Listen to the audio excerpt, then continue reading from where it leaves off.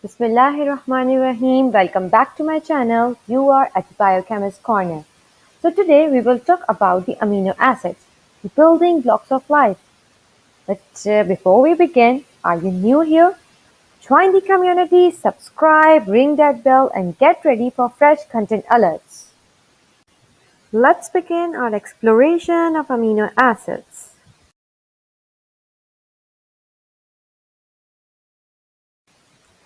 Amino acids are the monomers of proteins. Mono means one. Many monomers join together by a peptide bond to form a polymer. Let's look at the structure of an amino acid. So each amino acid has a central carbon atom called the alpha carbon and a hydrogen atom attached to it. It also has an amine group on the left side whereas the carboxyl group on the right side. And very important, R is a side chain. This group describes the type of amino acid that you are dealing with. This carbon is called the chiral carbon as it has four different groups. Does it matter to write amino first or a carboxyl first? Yes, of course it matters as A comes before C in English. So right here, amino group also comes before the carboxyl group. Moreover, in English we read from left to right. Same thing with amino acids, we read from the amino group towards the carboxyl group. But why do we care? Because this is the order of the amino acid coming out of the ribosome on the rough endoplasmic reticulum, if you remember. So the ribosome makes the N terminus first before the C terminus. That's why we care here. As we discussed that the R group in an amino acid varies.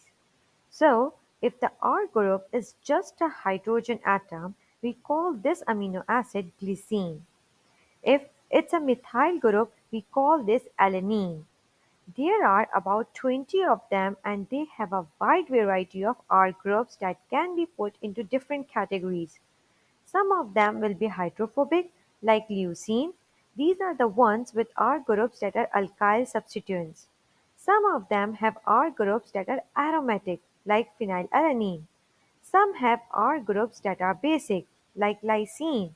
Because of the lone pair of electrons on the nitrogen atom, some have R groups that are acidic, like aspartic acid, because of the carboxyl group.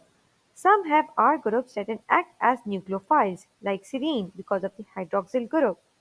Every amino acid has its own structure and reactivity, and it is the variation in these R groups that determine the characteristics of the molecule that forms when a bunch of these amino acids join together.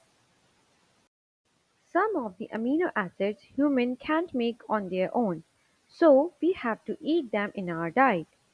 These are called essential amino acids. Others we are able to make inside our bodies, so those are called non-essential amino acids, meaning it's not essential that we eat them. Let's understand that inside the body, instead of the one structure we've been looking at, there are actually equilibria between different forms of the amino acid. The amino group can be protonated since it is slightly basic, and the carboxyl group can be deprotonated since it is slightly acidic. And there are equilibria between the cationic form, the deuterionic form, and the anionic form. We know that cations and anions are they are positively charged and negatively charged species. And a zwitterion is a molecule that has both a positive and a negative charge. The form that an amino acid will take depends on the pH of its environment. A more acidic solution will favor the cationic form since basic groups will pick up protons from the hydronium in solution, and a more basic solution will favor the anionic form since acidic groups will readily deprotonate in the presence of hydroxide inside the body. The pH is regulated very precisely and in most areas it is fairly close to neutral pH, so the zwitterionic form is typically dominant. The side chains can also have different states of protonation or deprotonation depending on the pH, such as lysine, where the R group can have NH2 or NH3. For now, let's just look at something simple like alanine. At physiological pH, it will take this form.